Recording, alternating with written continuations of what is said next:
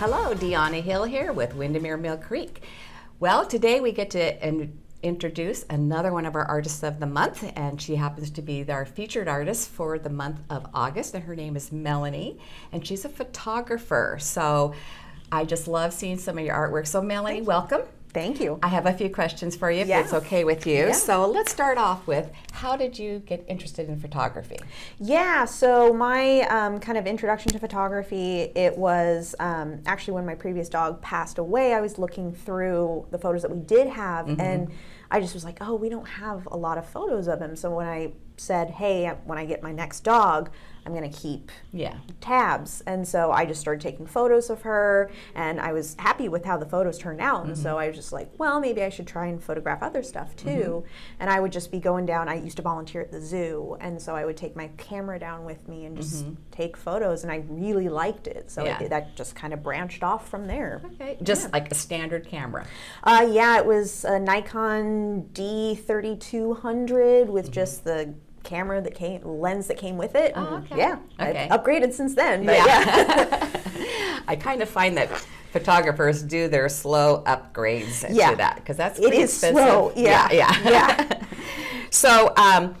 So your passion really kind of came from the demise of your dog and looking at that, and you really wanted to have more memories. Yeah. So did you start off doing any type of pet photography? Yeah, I did a little bit of pet photography before. It's kind of ramped up since then, because a lot of my coworkers find out, hey, you're a photographer. I have a new puppy. Would you like to take a photo? Yeah. And then, but I've had a lot of dog show communities, they've wanted me to take photos of them. So, that's nice. Oh, that's kind of great when you can have that branch out and be invited to do something like that. That's awesome. So what other types of photography do you do?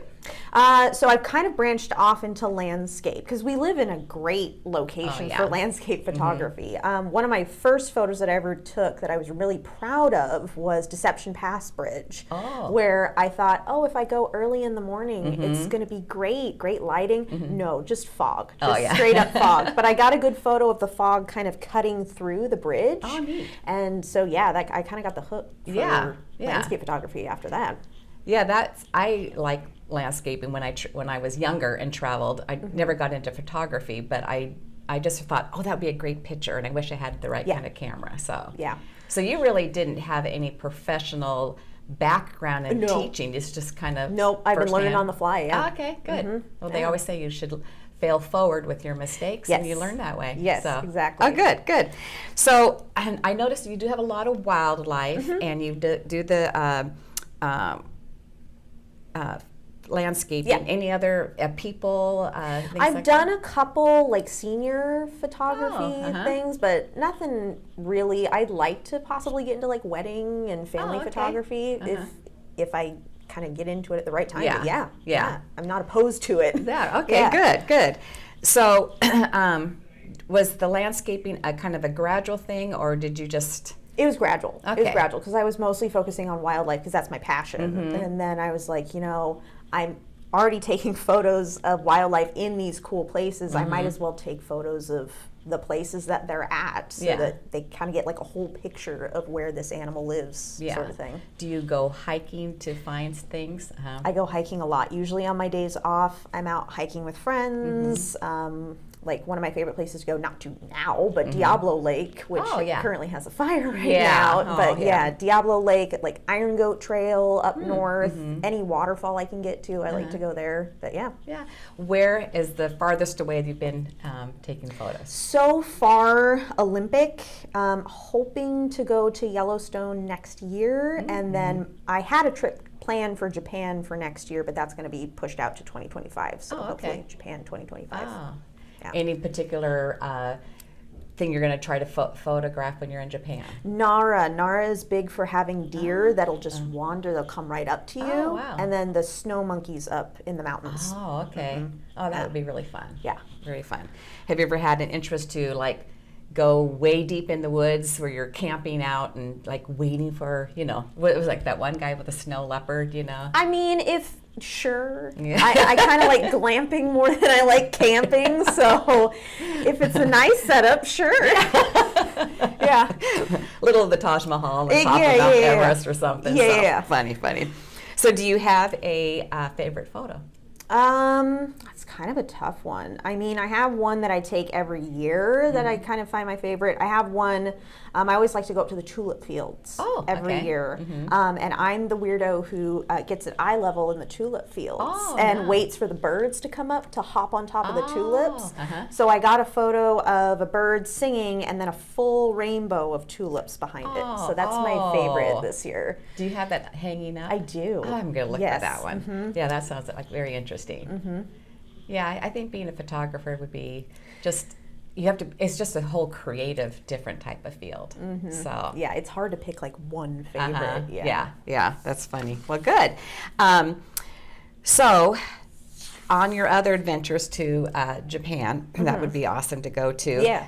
Locally, do you have a favorite place that you go to specifically to look for a certain animal around here? Iron goat has become a favorite now because there's pikas out there. Pikas are relatives of the rabbit, but they kind of look like a hamster a little bit. They're only about this big. And they're so fast when they run around that you kind of just have to be in the right moment at the right time. But they perch on these huge like pieces of granite and they come out with great photos. Iron goat's become a favorite for me. Okay. And I've noticed that you've had some owl pictures. Where have you gotten those taken? I don't like to share exact locations because, owls are a very sensitive species, so I don't want a ton of activity. But owls are pretty much everywhere around here. If you've got a patch of woods and there's a food source and a water source, you're most likely going to find an owl there, especially barred owls. There's barred owls everywhere around the state. But yeah, I never like to give exact locations. Just in the state of Washington. In the state of Washington, yes.